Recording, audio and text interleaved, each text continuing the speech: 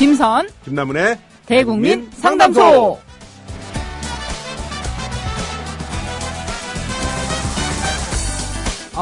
미세먼지 장난 아니네요. 공기에서 흙냄새가 네.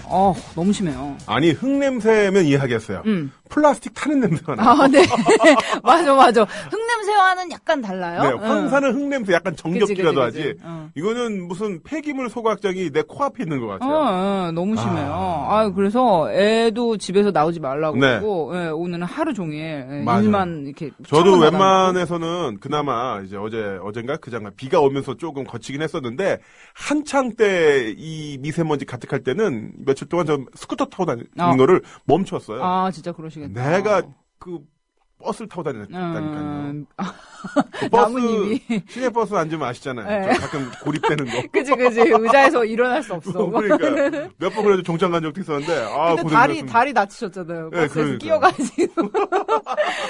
나무님은 이 미세먼지 이렇게 네. 할 때 어떻게 좀 대응을 하세요? 100% 민간요법. 어떤 민간요? 돼지고기 삼겹살. 효과 저는 있어요?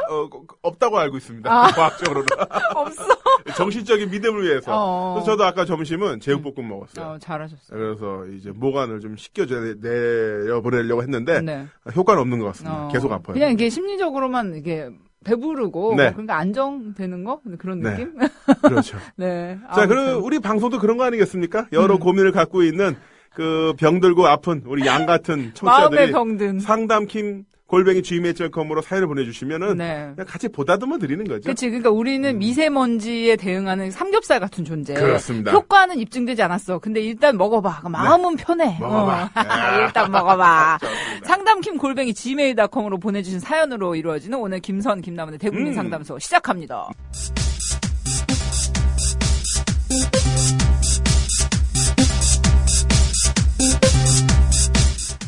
안녕하세요. 올해 28인 취준생입니다. 취업준비생. 여성이고요. 두 분은 28살 어떻게 보실지 모르겠지만 취업시장에서 28이라 하면 적어도 어린 나이는 아닌 것 같아요. 더 솔직하게 말하면 좀 불안한 나이죠. 저는 취업준비를 한 지 2년 정도 됐습니다. 꼭 가고 싶은 회사가 있었던 건 아니지만 꼭 가고 싶은 분야는 있었죠. 제가 원하는 분야는 문턱이 높고 채용 규모가 작은 걸로 유명합니다. 며칠 전에 합격 통보를 받았어요. 제가 원하는 분야의 회사에서요. 그런데 뭐가 고민이냐고요? 솔직히 말하면 제가 합격한 회사, 해당 업계에서는 존재감도 거의 없고 인정을 받는 곳도 아니거든요. 재정적으로도 안정적이지 못해서 어떤 콘텐츠를 만들어야 하는 곳임에도 불구하고 영업에 더 많이 내몰려야 하는 그런 분위기인 것 같습니다. 그 분야 다른 회사에 다니는 선배들이나 지인들한테 물어보니 대답은 반반으로 갈려요. 요즘 취업하기 너무 어려우니 일단 들어가고 봐라.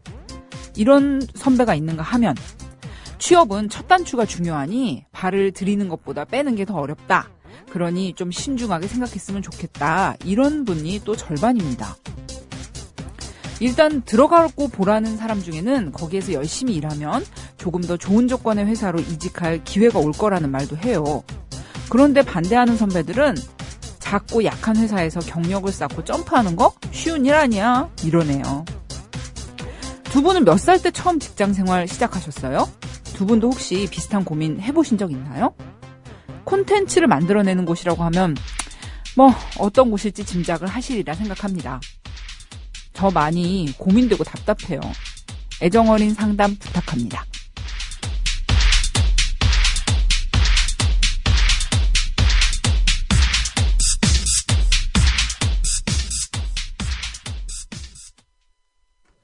네. 두 번째 사연 잘 들어봤습니다. 두 번째? 첫 번째 아닌가요? 그렇네요. 왜 이러죠, 제가? 이것도 미세먼지 때문이야, 미세먼지. 미세먼지 때문에. 예. 네. 중국 정부는 각성해야 돼. 네. 응? 미안해요. 어떻게 나 왜 이래. 아니 진짜 이 미세먼지가 정말 큰 문제인 것 같습니다. 맞습니다. 나무님 저 좀 살려줘요. 네. 아니 뭐 이렇게 뜬금포를 쏘더라도 동서남 방향은 대충 막 그치. 보고 쏘셔야지. 맥락 없이 제가 사실 지금 5일 밤을 새가지고 네. 약간 제정신이 아니긴 해요. 아니 5일 동안 안 자고 뭘 하셨어요? 5일 동안 앉아 일했어요. 5일 동안 한 4시간 잔 것 같아요. 얼마 전에 노예 12년이라는 영화 개봉했는데 나 진짜 후회하고 있어 지금. 내가 뭐 하러 글 네. 쓰는 일을 한다고 해가지고 어허. 이 팔자가 됐는지 정말 다시 태어나면은 네. 이게 미모로 빼서 먹고 사는 그런 사람이 될 글 쓰는 거예요. 게 좋았어요. 네. 글 쓰는 아이 글 쓰세요. 왜 그래? 아무튼. 자 일단 이분 이야기. 네. 자 제가 원하는 문턱이 높고 채용 규모가 작은 걸로 유명합니다. 국민TV네. 그러게. 그리고 회사가 이게 아직 좀 존재감도 거의 없고 재정적으로 불안하대. 국민TV네. 국민TV네. 국민TV 들어오려고. 가고 싶은 것도 국민TV고 현재 입사한 것도 국민TV고. 국민TV고 그다음에 콘텐츠를 만들어내는 곳임에도 불구하고 영업에 더 많이 내몰려 한 분이 이것도 국민TV네. 왜 그래? 개미지옥인데? 그러니까. 환영합니다. 국민TV에 오신 것을 우리 김효진 PD 얼굴 썩어가고 있어. 네. 이거 눈치챘구나 이 양반들이. 야, 우리는 그래도 바깥에 있는 그치. 철창 너머에 있는 그치. 우린 여기 관람객이지만 손가락만 담그고 있잖아. 그렇죠. 저 사람은 이미 목까지 담갔거든. 아니 머리 정수리까지 푹 담궜어요. 네. 네, 거의 뭐 이렇게 커피에 담가진 도넛처럼. 네. 결코 이 농담에 웃지 않는 우리 김효정 PD. 그러니까 정색했어 지금. 네, 사태의 심각성을 알고 있는 거죠. 네. 네. 국민TV 조합원 여러분 사랑합니다. 네. 아무튼 이게 뭐 어떤 데인지 대충 알 것 같아요. 뭐 방송이나 네. 뭐 이런 문화 콘텐츠 쪽이면 뭐 잡지도 될 수 있을 것 같고 잡지도 진짜 그 문이 좁거든요. 정말 안 뽑아요. 그리고 이제 다 내부에서 아름아름 이제 네. 인맥으로 뽑기 때문에 이렇게 뭐 준비를 한다 그래서 들어가고 이런 게 공채 좀 이런 거 없는 거. 별로 없어요. 되게 힘들어요. 그래서 그런 것 같아요. 뭐 잡지사 아니면 방송국 네. 또는 뭐 그런 쪽으로다가 하시는 것이 아닌가.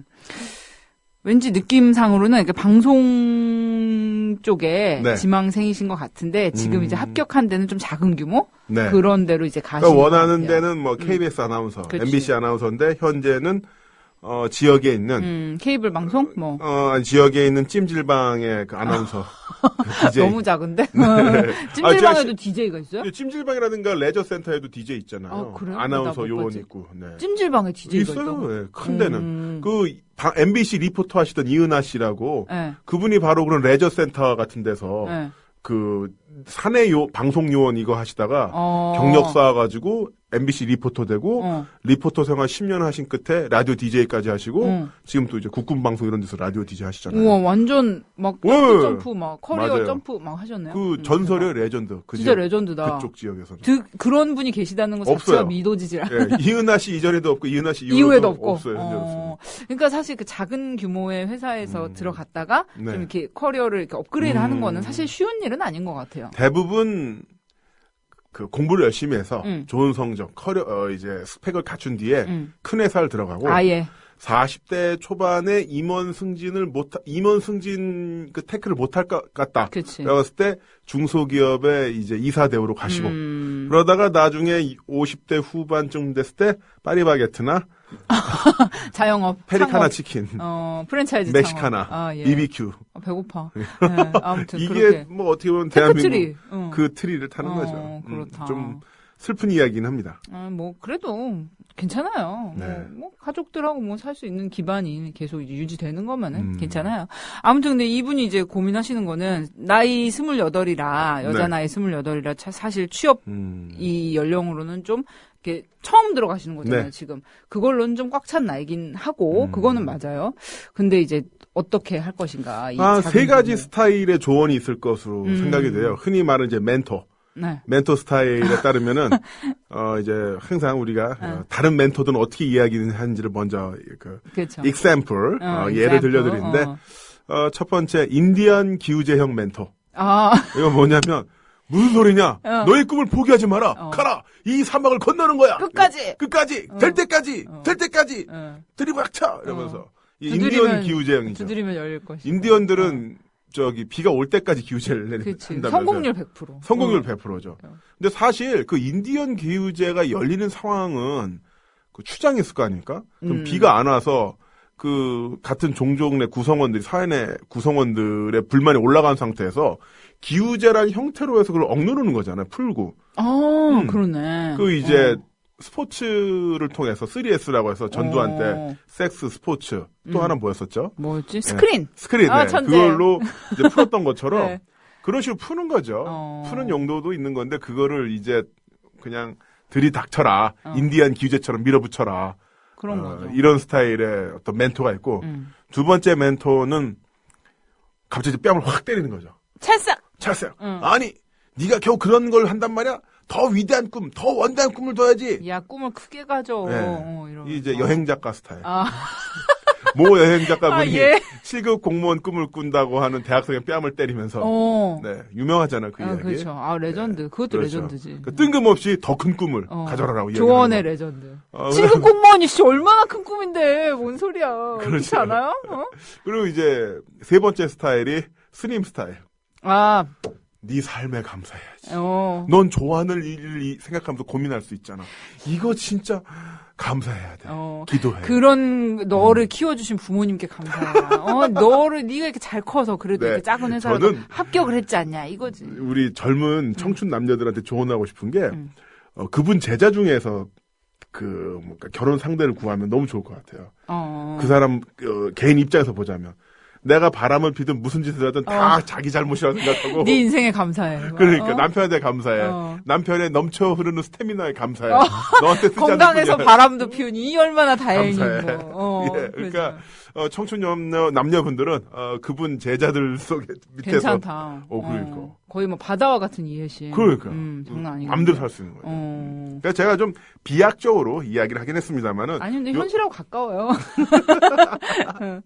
요 세 가지 스타일. 그렇죠.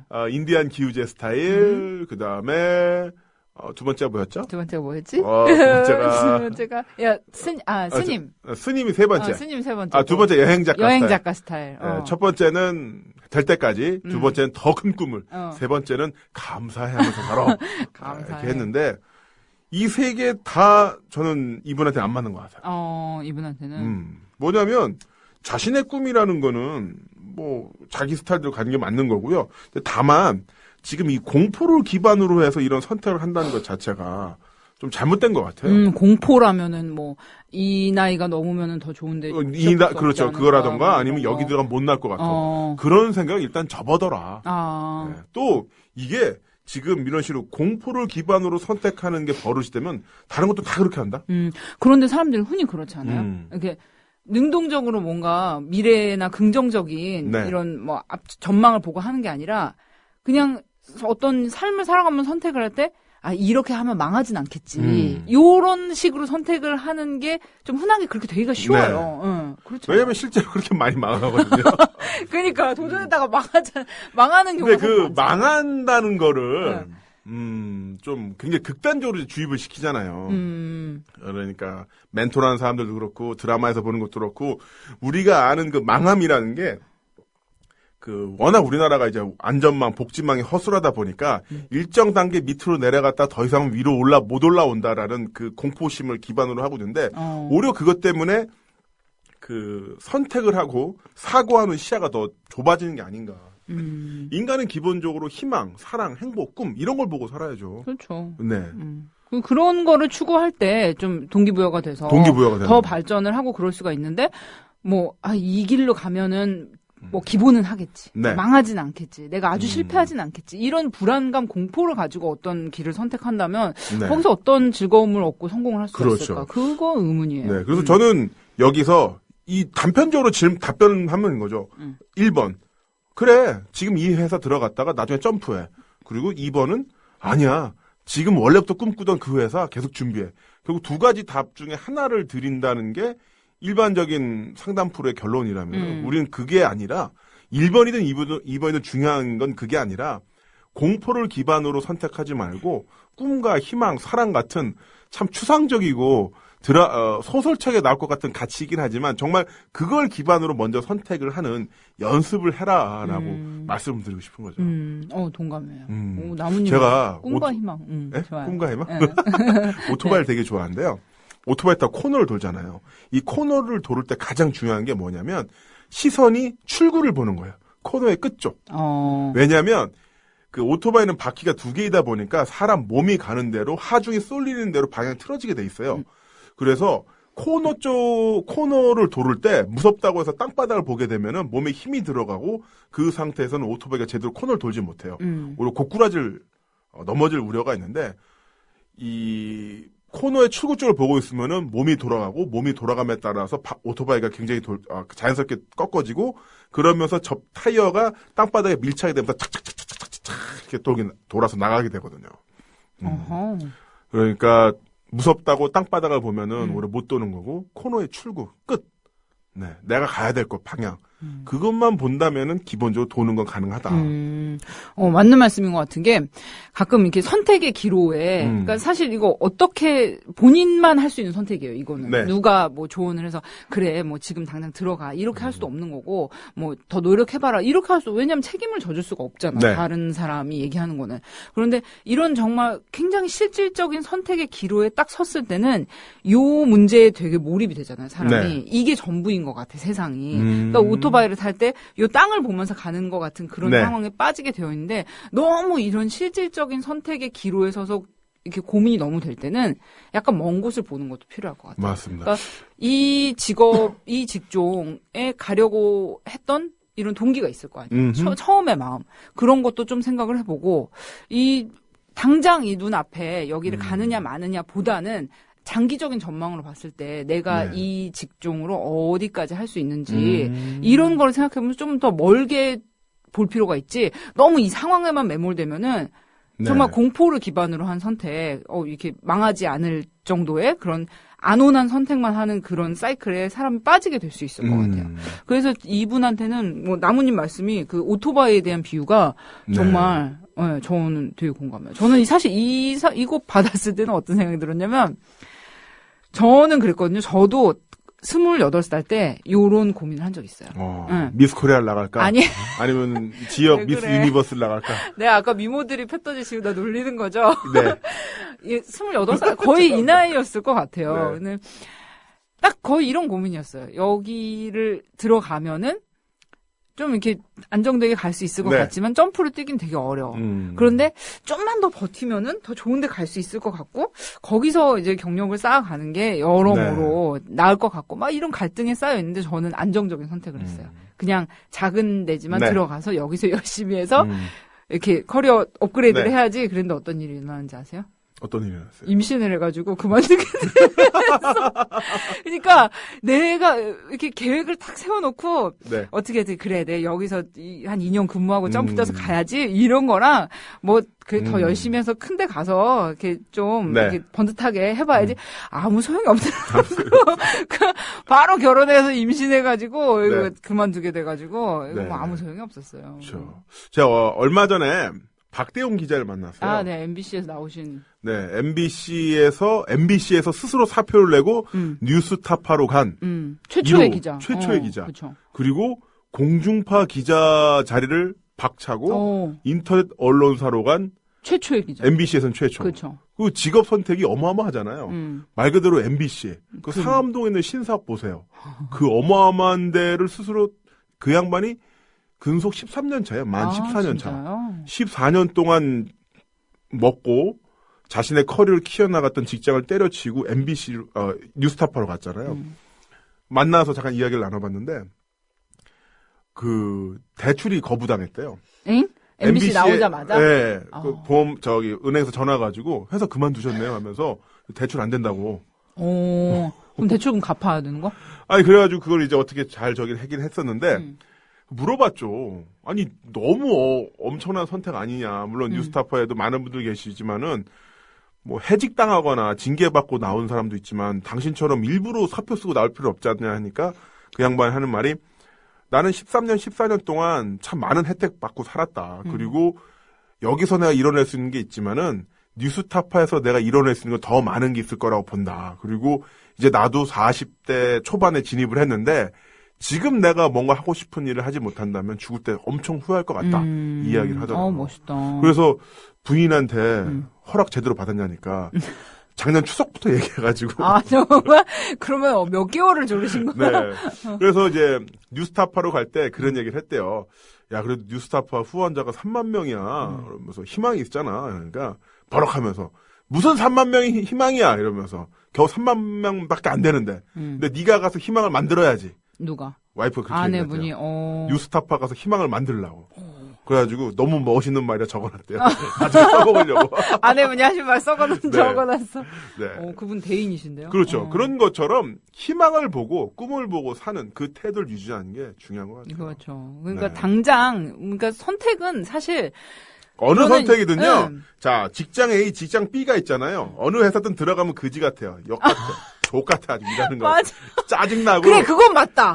그리고 쌍놈 불변의 법칙이 있어요. 쌍놈 어떤 조직에서든지 쌍놈이 다 있다. 쌍놈은 다 있어요. 네, 그러니까 동료가 됐든 후배가 됐든 선배가 고참됐든 됐든 역 같은 새끼는 다 있어요. 맞아요. 그래가지고 그 고충은 다 똑같아. 그래. 그러니까 그런 건 있더라. 이렇게 좀 큰 조직에 있으면은 네. 약간 좀 허세 돋는 건 있어요. 네. 그러니까 알아주니까 네. 뭐 어디 다니신다면서요. 이러고 막 왠지 그 회사 목걸이 같은 거 좀 밖에 보이게 걸고 다니고 그거는 있어. 근데 작은 회사나 큰 회사나 저도 뭐 큰 회사도 있어봤고 작은 데도 있어봤고 뭐 잠깐 말도 안 되게 공무원 생활도 해봤지만 정말 똑같아요. 네. 그러니까 그 내부에 들어가면은 네. 그 일의 영역이라는 것도 나의 역량에 따라서 좌우되는 것이 굉장히 크지 작은 회사라고 해서 뭐 내가 매번 말씀드리는 거지만 회사가 즐겁고 행복하면 회사에 돈을 내고 가죠.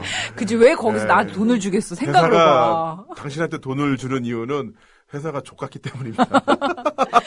맞아 그거 진짜 아니 이거 네. 이게 뭐 디스토피아 같은 얘기가 아니라 네. 진짜 그래요. 들어가 보세요. 다 비슷해. 예. 그러니까 건물 조금 더 삐까번쩍하고 그런 건 있어. 맞습니다. 예. 그러니까 뭐 어떤 선택을 하시든 간에 기본적으로 공포를 기반으로 하지 마시고 행복을 기반으로 선택하셔라. 그렇죠. 또 그런 태도를 삶의 태도를 계속 유지하셨으면 한다는 말씀을 드리면서 고민 해결 따당 끝. 끝. 네. 그러니까 이 일을 처음 시작할 때의 마음, 이 직종에 가고 싶다고 생각한 동기가 있었을 거 아니에요. 그때 그 행복한 마음을 가지고 당장 눈앞에 있는 선택에 너무 연연하지 마세요. 어느 쪽을 선택을 하든지 간에 네. 본인의 역량이나 또 이게 사람이 내가 얘기했잖아. 나 작은 회사 가서 안정되게 커리어 점프하려고 했는데 다 임신해서 못 갔다고. 네. 그러니까 그게 사실 사람 일이 계획대로 되는 게 별로 없잖아요. 계획대로 됐으면 우리가 왜 이러고 있겠어.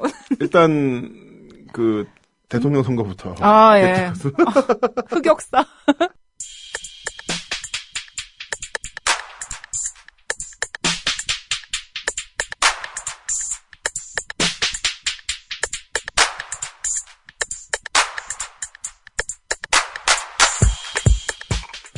안녕하세요. 30대 중반을 향해 가고 있는 직장인 남성입니다. 제가 이렇게 사연을 보내는 건 일의 늪에서 빠져나오지 못하는 저희 팀장님 때문입니다.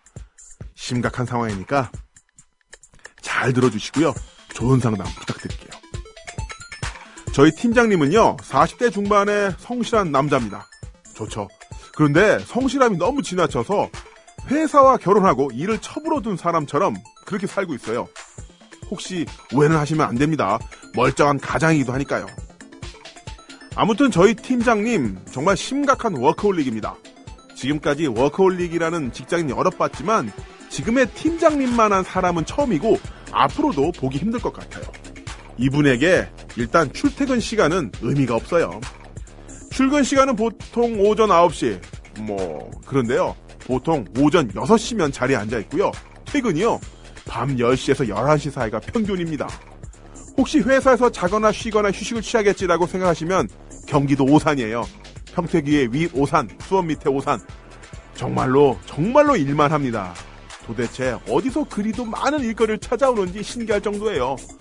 회식이 있어도 잘 참여하지도 않고요. 일할 게 많다는 이유로 회식이 안 나오는 직장인, 이거 생각해 본 적 있으신가요? 마치 일과 싸움을 벌이는 사람 같다고나 할까요? 문제는 동료들과 부하 직원들이 느끼는 답답함과 불편함이 엄청납니다. 저희 팀장님 인간성 정말 좋아요. 권위적이지도 않고 비합리적인 요구를 하지도 않죠. 그런데도 동료들과 부하 직원들은 무지하게 눈치가 보여요. 팀장님과 비교가 되니까 다들 놀고 먹는 사람 같고 같이 있으면 뭔가 찜찜하고 마음이 불편하죠. 팀원들에게는 오후 6시만 되면 어서 퇴근들 하라고 재촉하시지만 이 말을 그 어느 직원이 편하게 받아들이겠습니까? 하루 종일 서류랑 씨름을 해서 그런지 업무 관련 아이디어도 샘솟는 모양입니다. 툭하면 기획서를 만들어서 팀원들한테 제시하고 반응이 거시기 하면 그냥 자기가 다 해버리고 고스란히 과장이나 부장한테 보고를 하니까 다른 사람들은 그냥 바보가 되는 거죠. 심지어요. 뭐 이런 일도 있었습니다. 작년 여름에 제가 팀장님과 나눴던 대화 일부예요. 저 팀장님 휴가 계획 제출하라는데 혹시 제출하셨나요?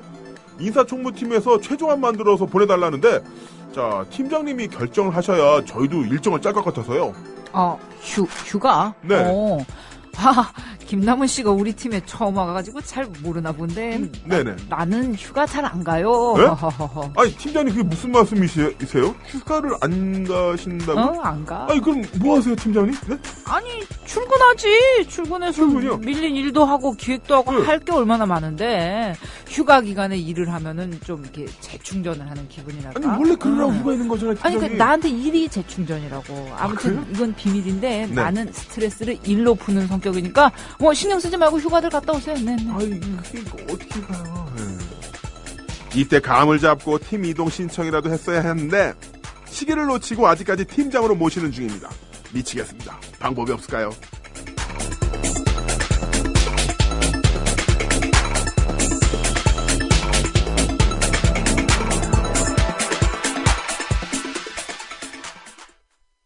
네, 오랜만에 우리 김선님의 중년 남성 연기, 팀장님 연기. 그치.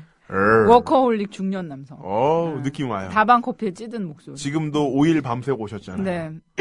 목소리가. 네, 죄송합니다. 네. 아니요, 목소리 원래 그러시잖아요. 난 잊을 수가 없어. 지난번에 네. 시사돌 짓고 방송할 때 네. 오늘은 남자분 두 분이 방송하시나요? 나 이 댓글 보고 정말 충격받아. 그 캡처해놨잖아. 네. 아이디도 기억하고 있어. 그분. 복수할 거야. 아무튼 네. 아유 참 이렇게 워커홀릭 이 팀장님 때문에 네. 고충이 많으신 김용민 국장 아니에요? 그러니까 그분 국민 아니야? TV 김용민 국장. 이거 목소리 출연 김용민 PD님이 하셔야 되는 건데 집에를 안 가시잖아. 그분도 이 사무실 옆에 보면 간이 침대 있잖아요. 라꾸라꾸. 라꾸라꾸랑 일체화가 돼 있어요. 근데 라꾸라꾸 좀 불쌍하잖아요. 라꾸라꾸가 이렇게 살짝 좀 꺼졌어. 나 그렇게 튼튼한 게 그지. 어쨌든 부서지진 않았잖아요. 살짝 이렇게 좀 꺼졌다니까요. 이렇게 네. 중간 부분이 네. 하도 이렇게 김용민님의 0.1톤으로 이렇게 찍어 누르셔가지고. 네.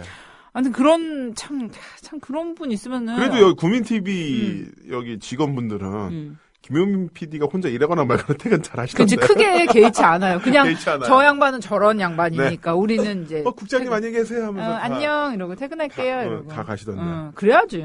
그래야죠. 퇴근하려고 일하고 휴가 네. 가려고 일하는 건데. 네.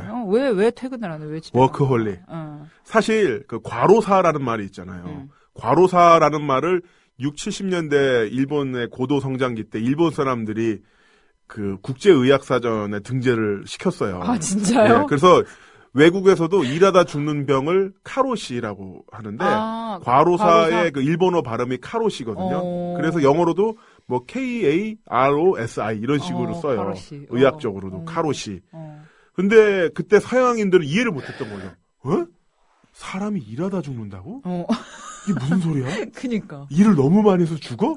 아니, 그 일하는 상황이 무슨 노예처럼 이렇게 일하다가? 아니, 월급 받고 일하는 사람이 일하다 죽는다고? 어떻게? 이해가 안 되죠. 이해가 안 되는 상황이라서, 그거를 이해시키는데 굉장히 오랜 시간이 걸렸다고 하더라고요.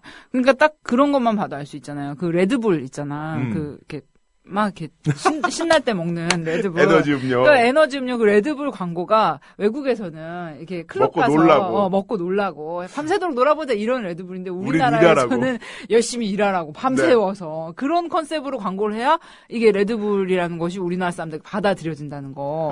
이게 참 씁쓸하죠. 슬프다. 그러니까 책상 앞에 아무튼 오래 앉아 있는 게 근데 일을 잘하는 걸까요? 그건 아니잖아요. 그건 아니죠. 근데 그게 야근 특근 뭐 이렇게 뭐 조찬 너무 많아요. 네. 일을 아니 왜 이렇게 하는 게. 무슨 모임과 야근 이런 게 많아요? 야근이라는 것 자체가 너무 비인간적이지 않나요, 진짜? 그렇죠. 네? 저는 사실 뭐 지난 대선 때 이렇게 네. 여러 대선 후보들이 나와서 뭐 캐치프레이즈를 내걸었는데 저는 뭐 어떻게 생각하신 뭐 다양한 생각 있겠지만 네. 저는 그 손학규 후보님의 그 저녁이 있는 삶. 저녁이 있는 삶. 난 딱 듣고 가슴 뻐근해졌어요. 제가 그때 작년에 정말 힘들게 일할 때였는데 네. 저녁이 뭐가 있어? 저녁 자정도 없는 삶을 네네. 살고 있었는데 네. 그 딱 저녁이 있는 삶 하니까 이게 상상이 딱 되는 거예요. 저녁이 있는 삶. 이게 집에 이렇게 식탁에 불빛이 탁 켜져 있고 네. 아빠, 엄마, 아기들이 이렇게 모여서 막 부루마블도 하고 뭐 이렇게 그 저기 홈쇼핑 광고 같은데. 아니 그러니까 그런 낭만적인 그림이 대가족이 모여서 설렁탕 국물 먹고. 그치. 일단 드셔보세요 그런 거. 정말 그 뜨거운 국물을 애들이 넙죽넙죽 받아먹으면서. 그치 입에 막 당면 막 이렇게 흘리면서 그런 그 낭만적이고 뭔가 이렇게 단란한 말도 안 네. 되는 분위기가 딱 그 저녁이 있는 삶 6글자에서 확 상상이 되더라니까요. 네. 그래서 저는 그게 되게 그 캐치프레이즈로는 굉장히 좋다고 생각했어요. 근데 사실 저녁이 있는 삶 자체가 우리가 불가능하잖아요. 저녁이 어딨어. 새벽도 없어요. 새벽도 게다가 없어요? 또 공무원하고 이게 연관돼서 일하시는 분들 보면은 공무원들은 뭐 그렇게 조찬 모임이 많아. 조찬을 아침밥을 주면서 회의를 네. 시켜요. 그 말이 돼? 아침에 북엇국 먹으면서 막 얘기를 해. 네. 진짜 그 조찬이 장난 아니에요. 사람의 이 건강과 사생활 다 깎아 먹는 게. 사실 그 사택 같은 것도 그래요. 사택? 예, 사택 같은 경우도 원래는 직원 복지 차원에서 만들어지는 건데 네. 사실은 회사 옆에다 사택을 져가지고. 그치. 그 집에서도 일을 놓을 수가 없어. 네. 그리고 이제 그 가족들 자체가 회사에 좀 종속된 네. 관계를 또 이렇게 맞죠. 관계망 안에 들어가잖아요. 군대 그치. 같은 군대 경우는 사택. 직업군인들 그치. 거기 우리 남편이 네, 별인데 별이면은 나도 네. 별이고 우리 남편이 별 아니면 나도 아니야. 막 네. 이런 것처럼. 제가 왜 계속 그 트위터를 뒤지고 있냐면요. 네. 그 노동 시간에 관한 트윗이 재밌는 게 하나 있어가지고 제가 혹시 프랑스 예, 그렇죠. 프랑스 상사가 맞아. 거시기 야근하려고 하니까 네. 너는 왜 우리가 만들어놓은 삶의 가치를 파괴시키려고 하느냐. 너를 의식해서 그러니까 한국 사람이 이제 야근을 하고 있으니까 프랑스 상사가 너 왜 야근하니? 그랬더니 뭐 내가 열심히 하면 프랑스 팀장님도 이렇게 네. 승진하고 좋잖아요. 이랬더니 그 프랑스인 상사가 정색을 하면서 너는 우리가 만들어 놓은 소중한 문화를 파괴하고 있다. 너를 의식해서 다른 동료들이 집에 못 가고 네. 식구들과 함께할 아름다운 저녁 시간을 뺏겨서 쓰겠니? 집에 당장 가라. 이렇게 정색하면서 그랬다는 얘기. 그리고 그 메트로폴리스라는 SF 영화 있어요. 1927년에 만들어진 건데 이미지 보면 아실 거예요. 아마 잡지 같은 데서도 스틸컷을 많이 썼었는데 그 지옥이 있어요. 지옥이 아니라 지하 세계에 그 노동자 지옥이 있거든요. 여기서는 그 이제 부자들은 일을 안 하고 노동자들만 하루 왼종일 일을 하는데 그 노동자 지옥에서 노동자들 일하는 시간이 9시 출근, 7시 퇴근이에요. 네? 지옥이? 뭐가 그렇게 편한 지옥이다 했어. 그러니까요. 9시 괜찮다. 출근, 7시 퇴근. 네. 어머, 저녁이 있는 삶이네. 저녁이 있는 삶이에요. 그게 무슨 지옥이야. 근데 1927년도에 네, 그 기준에는. 유럽 사람들 기준으로는 아침 9시부터 일을 해서 저녁 7시까지 일을 한다. 말도 안 돼. 오 마이 갓. 오 마이 갓. what 이었던 the 거죠. hell. 네. 그런데 지금 세상은 그게 일반적인 세상이 되어버렸어. 네. 어떡하지? 우리 지옥에 살고 있네. 야.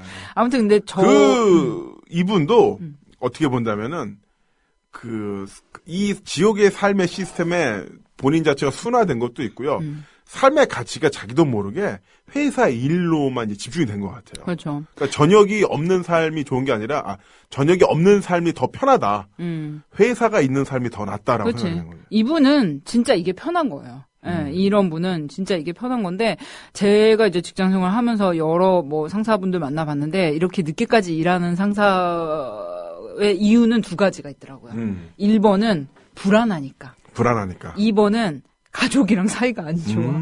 보통 이 두 가지 경우에 수렴하는 게 많아요. 이걸 벗어나지 않아, 거의. 우리 아까 김용민 국장 얘기를 했는데. 이분은, 일단 불안하긴 맞아요. 그치, 일단 새벽에 충동적으로 긴 글을 페이스북에 올리고, 막 잠이 깨나봐. 네, 불안하겠죠. 저기 원수로 만들어 놓은 사람이 한둘이야지. 목사, 대통령, 국회의원, 한둘이야. 게다가 다 힘 있는 사람들. 다 힘 있는 사람. 고소도 막 줄줄. 그러니까. 힘들어요. 힘드시겠죠. 근데 일을 좋아해요. 일을 좋아하는 사람들이 이제 기본적으로 뭐 야근도 많이 하고 그런데 이제 일하는 습관이 이게 일 처음 배울 때 직장 처음 들어왔을 때 중요한 게 어떤 사수를 만나느냐 나랑 같이 일할 위에 선배를 어떻게 만나냐가 중요한데 보통 사수가 이렇게 워커홀릭이면은 자기도 싫어하면서 따라가요. 왜냐면 그렇게 일하는 방식을 배우는 거거든요. 뭐 7시 저녁 먹고 들어와서 다시 하지 이런 사수 만나면은 자기 앞으로 50살까지 직장 생활을 계속 6시에 나가서 구내식당에서 저녁 먹고 들어와가지고 7시부터 다시 컴퓨터 앉는 이렇게 되거든요. 그 식권 찢어가지고 밑으로 내려가지고 진짜 우울해. 진짜 우울해. 회사에서 밥 점심 저녁 2끼 이상 먹으면은 살로 안 가요. 뭘로 가요? 살로 안 가고 이게 그거 자체 소화도 안 되고 아무튼 되게 힘들다. 그냥 숙변으로 남는 거예요. 네, 그렇죠. 근데 이제 너무 이렇게 일을 좋아하시는 분들도 기본으로 있는데 이렇게 안 가시는 분들 중에는 불안한 거야. 이 자리가 불안해. 그런 분들도 있고 이제 제가 좀 지금도 친하게 지내는 어떤 상사분은 집에 가면 어색하대. 8시 이전에 자기가 집에 가 있으면은 애들하고도 좀 뻘쭘하고 아내하고도 서먹하고 그래서 그냥 아예 늦게 들어가서, 늦게 들어가면은 뭔가 이렇게 가장으로서 자기도 이렇게 일하고 늦게 들어왔다는 그런 명분도 서고, 애들한테 말도 그때쯤은 좀 걸 수도 있고, 근데 이제 8시 이전에 들어가서 아내한테 밥 달라고 그러면은 모든 가족들이 자기를 낯설어 한단 말이야. 이렇게 해가 중천인데 아빠 뭐 하세요? 이런 분위기라 그냥 자기도 뭐 편하게 집에 안 들어가고 회사에서 밥 먹고 아예 늦게 들어간다. 이런 분들이 많더라고요. 근데 되게 불쌍했어요. 그러니까 처음에는 화가 났어. 아니, 난 집에 가고 싶은데, 저 과장님이 안 가니까 내가 집에 못 가잖아. 그래가지고, 퇴근하세요. 이러다가 이제, 이렇게 하다가, 말이 안 통하니까 저 먼저 퇴근을 했거든요. 근데 계속 걸리는 거야. 집에 가면서도. 그래서 이제 여쭤봤더니, 본인이, 그게 이제 일찍 들어가는 게 익숙치 않으니까, 나를 그냥 전혀 신경 나 없다고 생각하고 가라. 이분도 그렇게 하세요. 그러니까 그렇게 하세요. 그리고 이제 이분이, 진짜 문제는, 이렇게 본인이 워커홀릭인 상사분들이 밑에 있는 직원들까지 자기랑 똑같이 하길 원하면 그건 진짜 헬인데 이분은 그렇지는 않잖아요. 그렇지는 않네요. 아니 진짜 이분은 그렇지는 않은 것 같아. 그러니까 그냥 할 거 딱딱 하시고 근데 이런 분하고 일할 때는 그러니까 겉으로 봤을 때 상대적으로 바깥에서 님이 노는 것처럼 보일 수가 있어요. 이분이 노는 것처럼 보일 수가 있으니까 약간 좀 요령을 피우셔야 돼. 어떤 요령이냐면 자기가 했던 업무의 성과가 나왔거나 뭐 어떤 프로젝트가 마무리됐거나 이러면은 적극적으로 좀 나팔을 부셔야 돼요. 이게 이제 이렇게 해서 내가 밤새서 끝났다. 살짝 엄살도 떨고 이렇게 해서 완결을 시켰더니 반응이 저쪽 상대 업체에서 너무 좋더라 이러면서 뻥을 칠 필요는 없지만 자기 전공에 대해서 조금 이렇게 PR을 하실 필요가 있어요. 승전보를 이렇게. 승전보를 올리고, 그러니까 꽃종이를 뿌리세요. 이렇게 종이를. 이렇게 이미 찢어가지고. 팀장님, 제가 진짜, 제가 이틀 동안 국회 도서관 가서 자료 섭외해가지고 이렇게 만들었던 자료인데, 요번 PT 때 이렇게 먹혔더라고요. 이제 컴퓨터가 안 돼가지고 제가 고생하긴 했지만, 팀장님 잘 쓰셨죠, 자료?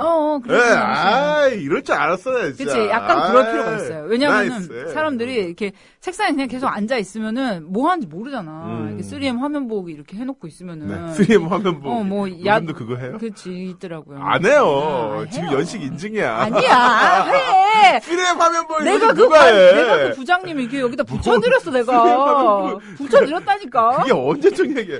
요즘 누가 모니터에다 화면 보기를 해요. 붙여드렸다고 내가. 아무튼. 아니, 그러니까, 이런. 중년 여성이야. 그러니까 그렇게 너무 이렇게 책상머리에 앉아있는 이런 동료나 상사가 있으면은, 좀 상대적으로, 나 열심히 하는데, 좀 티가 안 날 수가 있어요. 그러니까 약간 선전을 하시면서, 충분히 일하고 있다. 이런 어필을 하실 필요가 있어요. 참 이것도 왜 이런 걸 해야 되는지 모르겠지만. 그러니까. 좀 그래. 워커홀릭 참, 달리 드릴 말씀 없고 측은지심으로 대하시는 게. 그렇죠. 이분은 다행인 거예요. 이런 생활을 님한테 강요하진 않잖아. 이 상사분이. 강요하는 분이면, what the hell이지. 근데 거의 강요하는데. 이분은 약간 럭키하신 경우예요. 거의 이렇게. 강요하는 상사면 어떻게 해야 돼요? 그만둬야죠. 진짜? 아니면 딴 데 부서 옮기든지. 못 살아. 근데 그렇게 적응이 돼서 한 10년쯤 후에 그런 상사가 똑같이 되는 사람들도 많이 있어요. 여기 이 일하는 스타일에 적응이 돼서. 피해자가 가해자가. 그치. 다단계랑 똑같네. 네, 대물림 되는 거죠. 야근의 대물림. 그러니까 첫 직장에서 어떤 상사를 만나냐가 되게 중요해요. 그런 거 없을까요? 취업 사이트에서도 회사 분위기, 이제, 야근을 선호하는 직장인 뭐 이런 식으로 좀 이렇게 좀 그치. 시험 족보 돌아다니듯이 맞아. 취준생들이라든가 거기 계신 분들이 이렇게 좀 뭔가 자료를 공유를 해서 야, 이 회사 들어가면 야근이다. 뭐. 아니 저는 그거 필요하다고 봐요. 이렇게 보면은 회사에서 사람 구할 때 원서 받아본 다음에 면접 보고 이 레퍼런스 체크 하잖아요. 이렇게 전 직장에 전화해서 막 김효진 PD 이랬던 뭐 국민 TV죠. 막 김효진 PD 어떤가요? 뭐 일 잘하나요? 이렇게 체크하잖아요. 근데 나는 회사도 그런 게 좀 필요했습니다. 네네. 회사에 대해서 우리가 알 수 있는 거는 주 5일 근무고 여름휴가 며칠 주고 연봉 얼마 주고 이거밖에 모르잖아요. 그 안에 분위기가 어떤지 뭐 팀장 얼마나 개판인지 집에 안 가는지 이걸 알 수가 없잖아. 사내에 김용민 국장 같은 사람이 있어. 라꾸라꾸가 몇 개가 있다더라. 뭐 이런 거 우리가 알 수가 없잖아. 면접 보러 갔을 때 라꾸라꾸가 있다면 그 회사는 헬이에요, 헬. 국민TV에 2개 있어요. 제가 다니는 회사는 라꾸라꾸도 없었고요. 요가 매트 2개를 겹쳐주더니 요가 매트 2개. 거기서 잘해. 그래서 거기서 잤어요. 거기서 자면서 야근한 적도 있었어요. 진짜 이거는 헬이야, 헬. 저는 예전에 그거 침낭. 침낭? 네. 회사에? 네, 침낭. 침낭인데 그 침낭 그 위생 상태가 어떨지 아시죠? 아니 여러 사람이 거기 잘 그렇죠. 예, 돌아가면서 그 누구도 세탁하지 않은 침낭. 그러니까 잘 때는 일단 너무 피곤하니까 덮고 자고. 예, 근데 일어나면 더 피곤해져요. 이건 뭐지 이러면서 이 찌푸드들 온몸에 수천만 마리의 세균이 진짜 더러워. 살아서 온 듯한 랄랄랄랄랄랄랄랄라 살아서 내 피부 속까지 들어와요. 그런 느낌. 더러워. 왜 어쩌다 들어온 침낭 얘기를 하고 있지? 아무튼 뭐 그렇게 심각한 그거는 아니에요. 이 상사분이 뭐 강요하는 상사분은 아니니까 그냥 안 됐다 생각하시고 본인이 열심히 하시면서 아까 말씀드린 대로 살짝 이렇게 전공 과시를 해주시는 거. 너무 이제 오바는 하지 마시고 그러니까 나도 일하고 있다 이런 인식을 좀 심어주실 필요가 있을 것 같아요. 맞습니다. 리스크 컨트롤이죠. 이런 분 못 바꿔요. 그리고 못 바꿔요? 못 바꿔요. 평생 이렇게. 김효진 PD 못 바꾼대. 김효민 국장 못 바꾼대. 그냥 포기했대. 이미 옛날에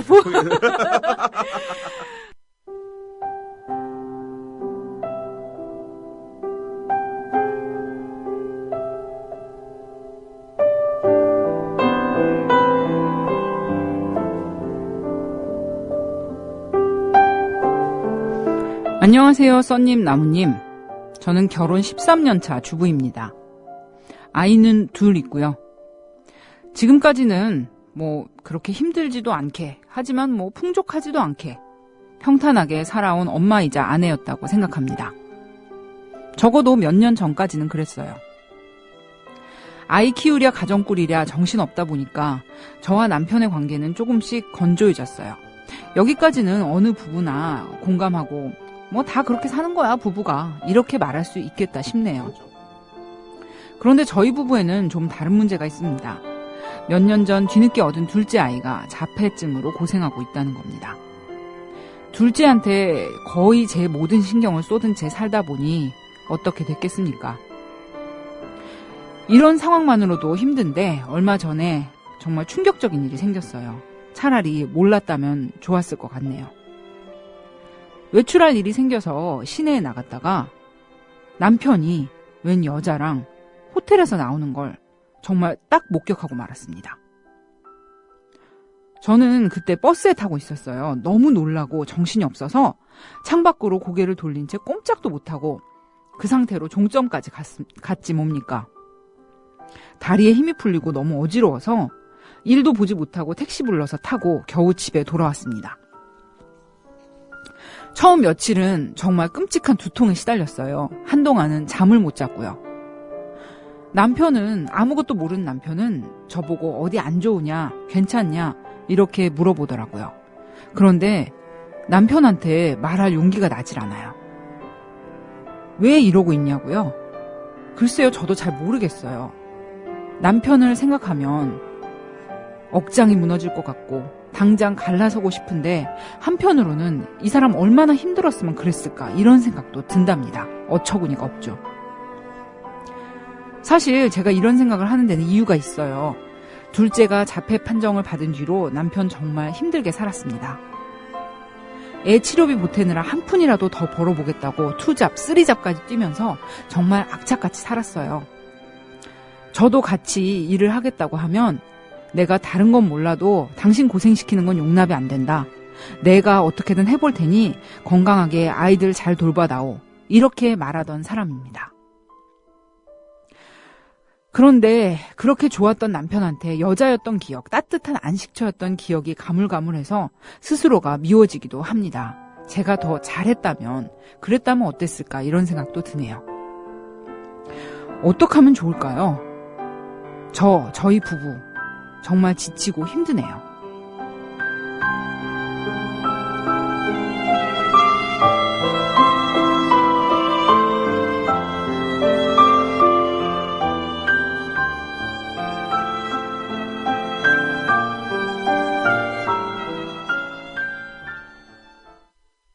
네.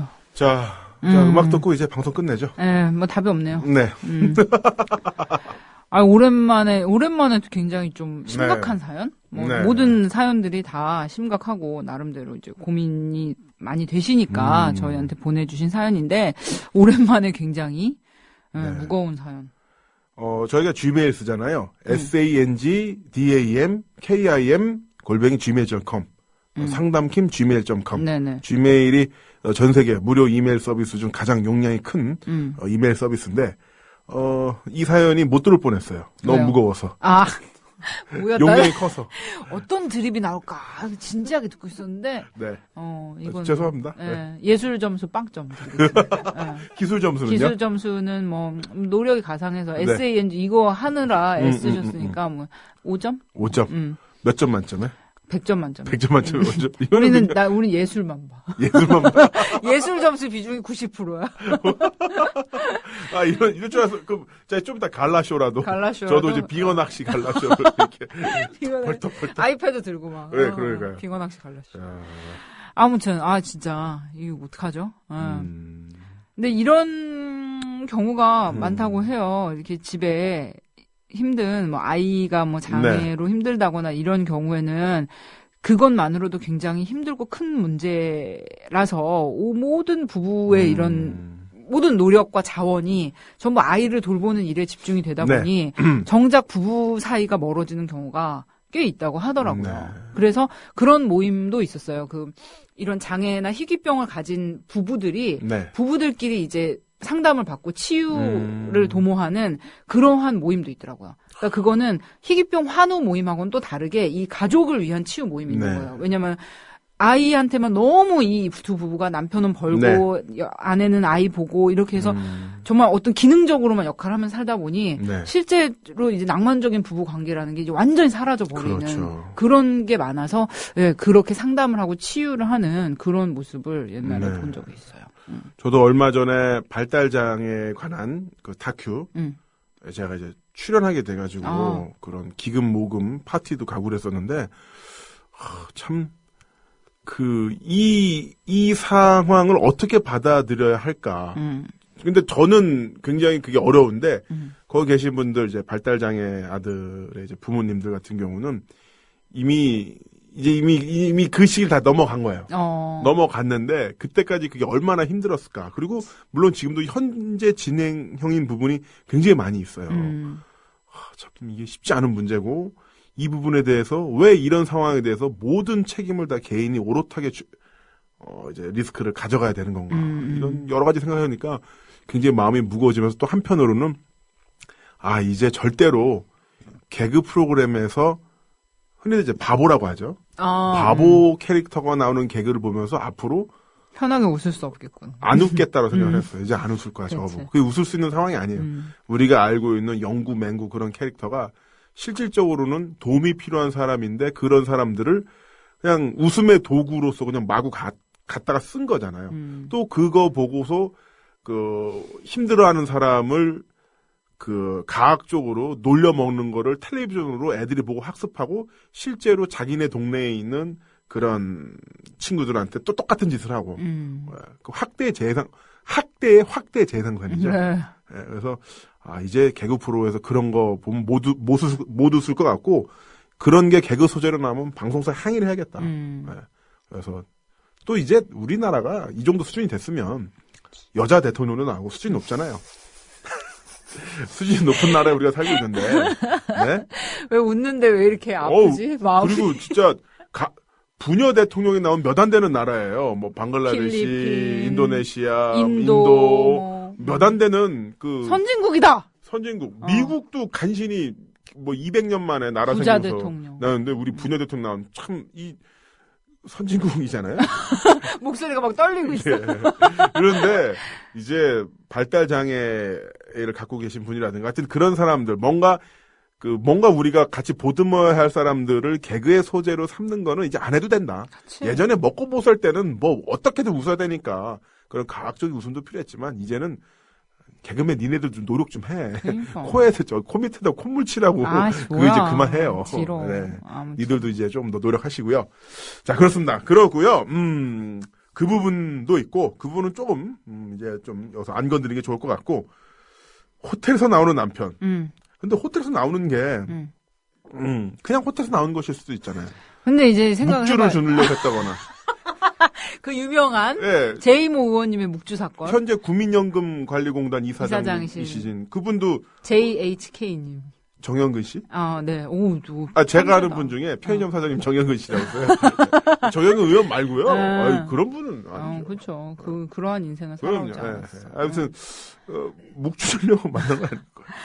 근데 이제 그 생각을 해봐야죠. 뭐 이건 좀 드립이긴 한데 예를 들어서 뭐 저기 하얏트 호텔에서 나왔다. 네. 이러면 하얏트 호텔 많은 시설들이 있잖아요. 뭐 네. 뷔페도 있고, 그렇죠. 바도 있고, 뭐 여러 가지 뭐 시설, 네. 커피숍도 있고, 네. 그거 차를 마시고 나왔을 수도 있다. 이런 이렇게 익스큐즈를 할 수가 있는데 사실 뭐, 그 진출입에 있어서 어려움이 없게끔 하는 게 특급 그치. 호텔의 가장 큰 장점이고 맞아. 그래서 불륜의 장소로 제일 잘 쓰이죠. 아, 그래요? 네. 왜냐면 말씀하신 것처럼 뭐 차 마시러 갔다, 미팅하러 갔다, 우연히 만났다, 있겠구나. 모든 게 다 가능하잖아요. 아니 저는 지금 어떻게 생각하냐면 인터컨이나 하얏트에서 나왔으면은 뭐 비즈니스 미팅으로 뭐 거기 갔을 수도 네. 있지. 그러니까 걱정 마세요. 이렇게 얘기하려고 그랬는데 나 바보구나. 그렇네. 그렇죠. 최고의 장소예요. 네. 네. 특급 호텔이. 네. 그런데 뭐 이제 뒷골목에 있는 예를 들어서 구민 TV 옆에 있는 캐슬 모텔에서 나왔다. 캐슬모텔. 그러니까 이제 나는 캐슬 모텔은- 모텔에서 나왔으면은 불륜이고 인터컨에서 나왔으면 괜찮으니까 사모님 걱정 마세요. 이렇게 하려고 그랬는데. 인터컨인 것도 불릴 확률이 높죠. 예, 네. 그렇군요. 왜냐면 더 떳떳하거든. 나 큰일 났네. 인지 능력이 혹시 저기 뭐 박한 양반도 혹시 우리 박관장은 돈이 없어가지고 갈 네. 수가 없어요. 뭔가 이렇게 결제를 하면 난 다 오기 때문에 네. 띠꿍띠꿍 오기 때문에 정체불명의 체크카드가 있을 수도 있어요. 지갑을 잘 10원짜리 한 장까지 내가 다 갖고 있어.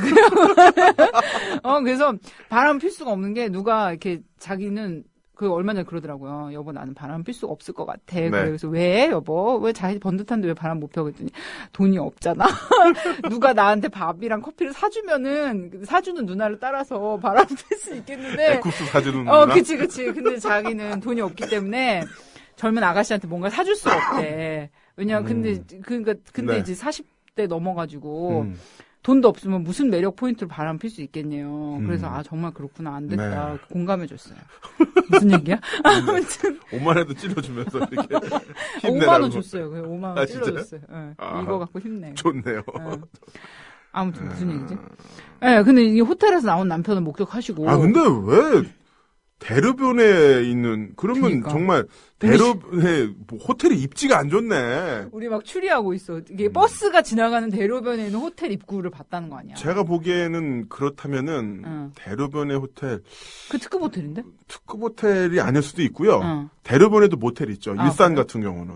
네. 마두에서 대화역 가는 인근에는 왜 이렇게 잘 알아? 스타벅스와 모텔이 같이 이상해. 클레오파트라 그 코스트코 맞은편에도 모텔이 쫙 있어요. 대로변에. 버스 타고 가면서 진출입하는 게 다 보여요. 네. 또 요즘에는 부티크 호텔이라고 해서 홍대 주변에 있는 호텔들 같은 경우는 1층을 레스토랑으로 만들어요. 1층은 레스토랑 카페로 만들고 위가 호텔인 거죠. 그래서 정말 진출입에 정말로 나 밥 먹으러 온 거거든. 밥 먹으러 온 거거든. 그리고 여자랑 같이 갈 때도 네. 식사를 한번 하시죠. 그래서 쓱 들어가서 같이 밥 먹고 올라가시죠. 이런 식으로. 네. 뭐지? 그래서 홍대에 있는 이제 부티크 호텔들이 그런 식으로 돼 있죠. 나무님은 이렇게 숙박업소 너무 잘하는 것 같아요. 그게 네. 저기 왜 잘 알아요?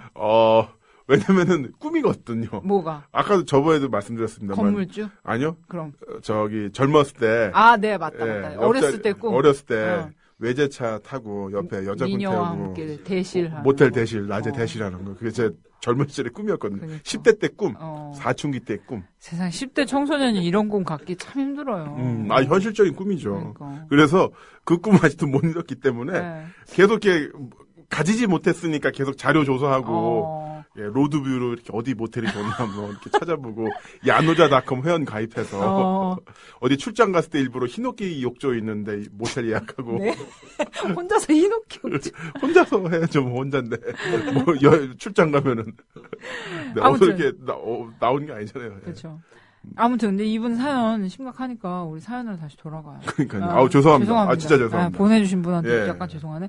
아무튼 드립으로 치다 보니까 아니 우리가 좀 약간 사연에 구멍이 좀 있어가지고 이렇게 좀 생각하다 보니 그랬는데 일단 근데 이분께서는 이 고민 사연 보내주신 이 주부님께서는 남편이 명백하게 거의 바람으로 의심되는 현장을 보셨단 말이에요. 네.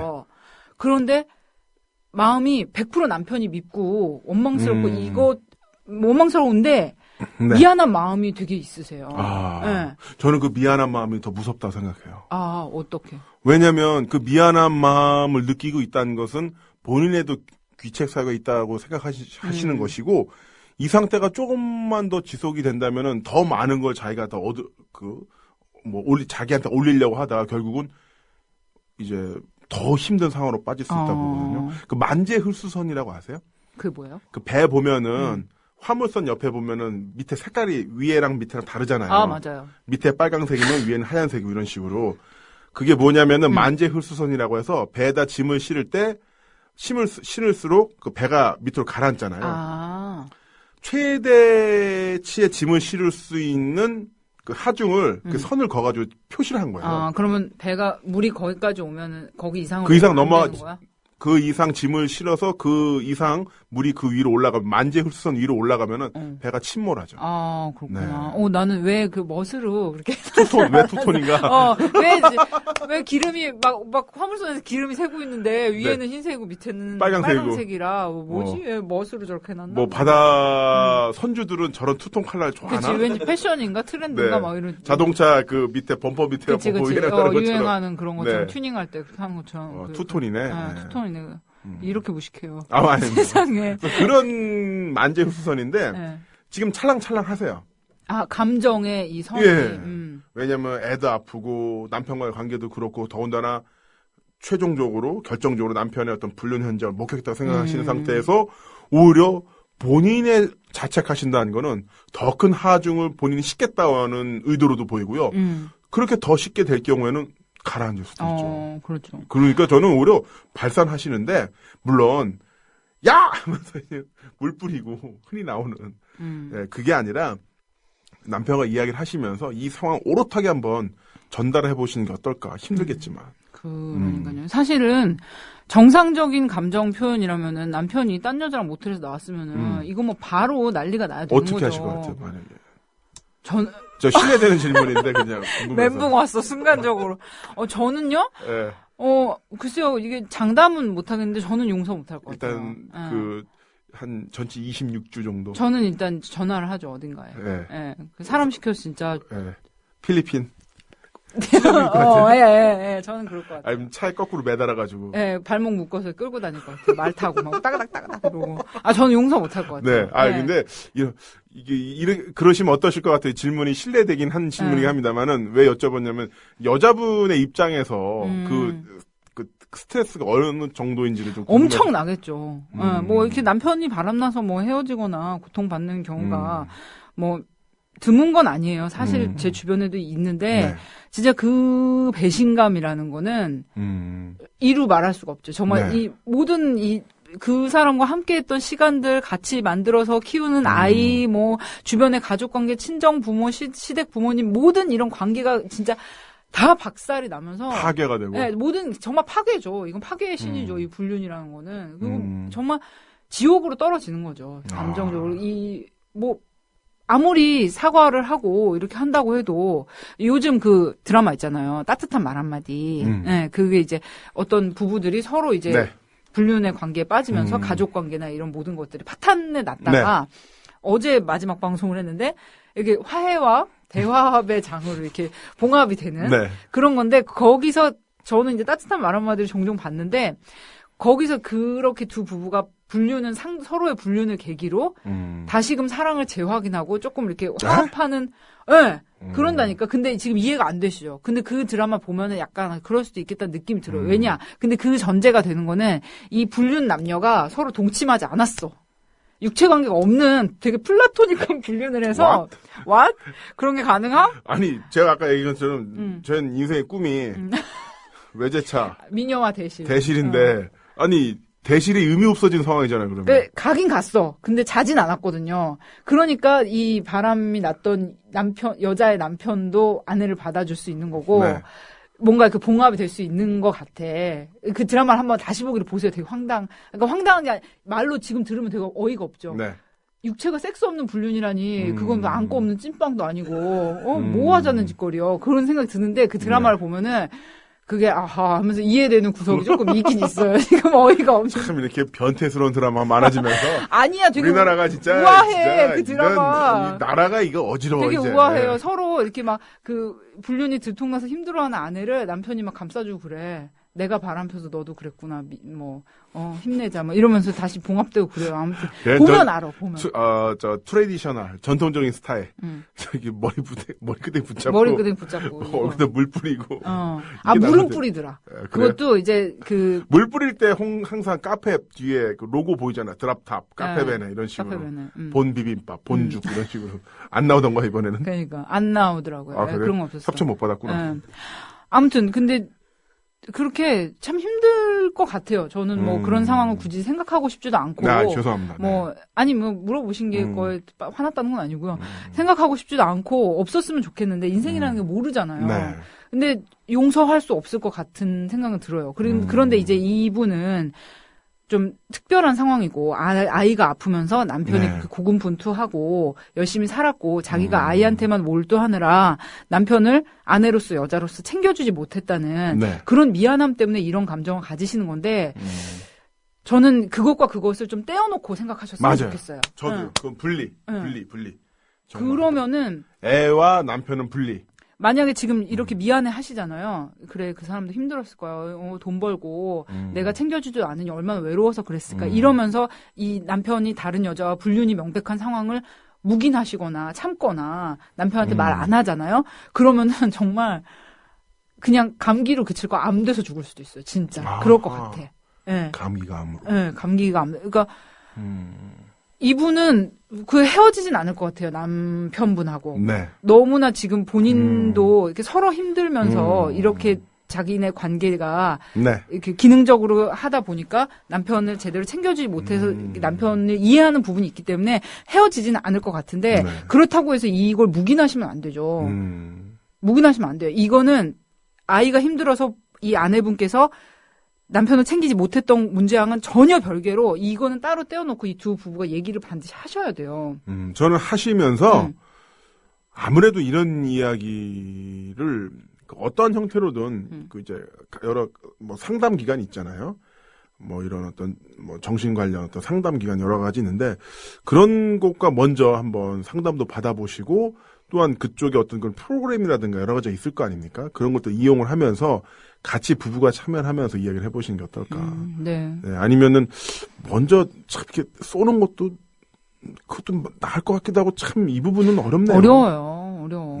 그 이제 두 부부 문제이기 때문에 사실 부부 문제나 개인적인 꿈에 관한 문제는 저희가 뭐 말씀을 드리는 게 한계가 있는 것 같아요. 저희는 어느 정도 뭐 이러이러할 수가 있다는 가능성을 얘기해 드리는 거지 어떤 점이 옳다 이렇게 말할 수 있는 뭐 역량도 안 되고 저희 그럴 뭐 주제 넘은 짓인 것 같고 이 부부 같은 경우는 좀 힘드실 것 같아요. 그러나 아이 때문에 힘든 거는 남편도 힘든 거고 님도 힘든 거고 다 힘들었던 거예요. 그런데 그렇다고 해서 부부관계 성실의 의무, 기본적인 정절의 의무를 깨고 다른 여자랑 육체관계를 맺고 바람을 피웠어. 이거 남편이 잘못하신 거예요. 그렇죠. 그러니까 반드시 말씀하셔야 돼요. 이분은 말씀 안 하시고 골마 터졌다가 진짜 나중에 난리 나실 수도 있어요. 만재hul수선 이상으로. 그렇죠. 예, 감정에 이것이 넘쳐서 하중이 로딩되면서 미안함을 바탕으로 해서 묵인을 하려고 했다가 그래도 순간순간 남편 얼굴 보면 생각나고 분노가 차오르고 그러면서 관계는 더 악화되고 그러면서 가정이 깨질 수가 있을 것 같아요. 제가 아는 분은요. 바람에 걸렸어요. 걸렸는데 그 상대 여자분의 이름이 굉장히 친숙한 여자 연예인 이름이에요. 그리고 드라마나 영화에서 흔히 나오는 여자 이름이에요. 뭐지, 막 지영이 막. 뭐, 예를 들면. 그러니까, 그게 한번 폭풍이 지나갔어요. 폭풍이 지나갔는데, 나중에 이게 집에서 드라마를 보면은, 예를 들어서 지영이라고 해요. 지영이가 나오는 거야. 그럼 분위기가 쎄해지는 거죠. 쎄해지면서, 그, 와이프가 태조 확 끄고 방으로 확 들어가 버린대요. 근데 그게 계속 반복이 되는 거예요. 어떡해. 왜냐면, 예를 들어서 지영이라고 한다면은, 이제 되게 흔한 이름이니까 자주 나오잖아요. 그리고 또, 대한민국 모든 드라마가 남자 바람 피는 게 나오잖아요. 이거 뭐. 그러니까, 미치겠다는 거예요. 텔레비전을 못 보겠대. 그러겠다. 그래서 IPTV를 집에다 놨어요. 아예 골라서 그냥. 골라서 보겠다고. SK 브로드밴드가 들어왔습니다. 그래서. 어떻게. 고충이 있어요. 근데 그 정도로, 이제 여자 쪽 입장에서는 당연히, 아까 말씀하신 것처럼, 데미지가 있겠죠. 엄청나죠. 이건 뭐, 그냥, 몰라요. 저도 안 겪어봐서 이런 거는 상상도 하기 싫고, 뭐, 어떨 것이다. 섣불리 짐작하기도 그래요. 네. 근데, 이 두 분은 사연이 있잖아요. 히스토리가 있고, 아이들이 있고, 문제를 잘 알고 계세요. 다행히도. 그럴 수도 있잖아요. 내가 이렇게 애 키우느라 분투하고, 장애 있는 애 끌어안고, 집에서 이러고 있는데, 남편은 나가가지고 딴 여자 만나 어떻게 나한테 이럴 수가 있어. 이렇게 생각하기가 쉬운데, 이 고민 사연 보내주신 여자분께서는 그래도 연민이 있는 거예요. 오죽하면. 너도 힘들었겠구나. 나도 힘들어. 이런 공감대가 있기 때문에, 막, 섣불리 이걸 감정을 터뜨려서 헤어지시진 않을 것 같은데 문제는 지금 나무님 말씀하신 그 만재hul수선처럼 이 미안함과 이 분노와 정말 이 배신감과 이런 것들을 켜켜이 쌓여놨다가 남편한테 제대로 말도 못하고 침몰. 그쵸. 이 가정 전체가 침몰하는 이 관계가 돌이킬 수 없게 되는 그렇게 되지 않을까 싶어요. 그래서 이렇게 또 장애가 있는 가정의 경우에는 좀 특별한 이렇게 뭐 두 분이 그냥 대화로 풀어보세요. 이거 이상의 어떠한 방법이 필요할 것 같다. 그런 생각이 듭니다. 맞습니다. 네. 그러니까 이 감정, 이 상태를 일단은 그 남편분에게 제대로 전달하시는 게 중요할 것 같고요. 일단 이야기를 나누세요. 나누시고 또 남편도 물론 잘못하긴 했지만 또 나름의 사정이 있는 데에 있어서 자기도 하고 싶은 이야기가 있겠죠. 뭐 어떤 형태든 간에 서로 부부간의 이야기를 나눠보는 게 좋지 않을까 싶습니다. 그렇죠. 네. 그리고 참 그래요. 이게 부부 생활이라는 게 그렇잖아요. 처음에는 이제 막 열정과 낭만과 막 나중에 뭐 자기야 막 나랑 살면 너무 재밌겠다 이러면서 뭐 희망차게 시작을 하는데 저희가 뭐 다른 방송에서 전에도 몇 번 말씀드렸지만 결혼이라는 거는 화장실을 같이 쓰고 냉장고 청소를 같이 하고 음식 쓰레기를 버리는 관계다 보니 이게 낭만은 사라지고 기능 서로 이제 맞벌이 하면서 바쁘고 뭐 집안 대소사 챙기고 이러면서 정말 어떤 기능적인 뭐 역할 관계로 이렇게 변해버리기가 굉장히 쉬워요. 또 애가 생기거나 뭐 이렇게 친척들 챙기거나 이러면 되게 그런데 억지로 어려울수록 부부 앞에 놓인 문제가 크고 어려울수록 억지로라도 두 분이 함께하는 시간, 그 과거의 낭만으로 돌아가는 그런 시간을 무리해서라도 만들 필요가 있어요. 네, 그거는 뭐 예를 들어서 뭐 시부모님을 모시고 같이 산다고 하면은 일주일에 뭐 한 번은 주말에 애들이랑 시부모님 맡겨놓고 데이트를 한다든지 뭐 이렇게 장애가 있는 아이 때문에 너무나 돈 버느라 힘들고 생활적으로 많이 힘들다. 그래도 방법이 있어요. 어떻게든지 간에 이 두 분의 공간, 이 낭만이라는 것으로 회귀할 수 있는 이 심리적인 공간, 시간을 어떻게든 빼서 잠시라도 이 두 분만의 시간을 만들어서 계속 회복을 해야지 그냥 우리가 부부라는 끈으로 묶여 있으니까 할 수 있어. 이러고 계속 소진시키는 식으로 이 관계를 이어나가면은 정말 이런 일이 벌어지기가 쉽죠. 네. 참 힘드실 것 같습니다만은 기운 내라고 말씀드리고 싶고요. 뭐 저와 김선님이 드린 말씀이 어느 정도 도움이 될지 모르겠습니다만은 일단은 이 사실에 대해서 좀 더 적극적으로 대처하시는 게 중요하다. 이 말씀을 드리고 싶었습니다. 네. 참 힘드시겠네요. 힘내세요. 그래도 네. 뭐 아직 희망이 있어 보여요. 이 가정은. 그런 것 같습니다. 그럼요. 네. 자, 오늘 이렇게 약 1시간 반 동안 이야기를 나눠보셨는데 네. 뭐 오늘 열정적인 카운셀링. 네. 아이, 참, 가끔은 뭐 하는지 모르겠어요. 왜요? 그러니까, 이렇게 얘기를 하는 게, 이런 뭐 고민하시는 분들한테 얼마나 도움이 될까. 뭐, 제가 뭐 전문가도 아닌데. 일단 우리한테는 도움이 돼요. 아, 그렇지. 이 방송을 통해서 출연료가 들어오는 입금. 입금은 최고의 게 사랑이죠. 사랑이죠. 네. 동기부여고요. 네. 아무튼 모두 입금이 충만한 네. 이런 시간들이 되시길 바랍니다. 무슨 마무리야, 이거. 입금은 좋은 거예요. 네. 네. 김선님 수고하셨고요. 우리 김효진 PD도 수고하셨습니다. 김나무님 감사합니다. 네, 다음 수고하셨습니다. 시간에 다시 만나요.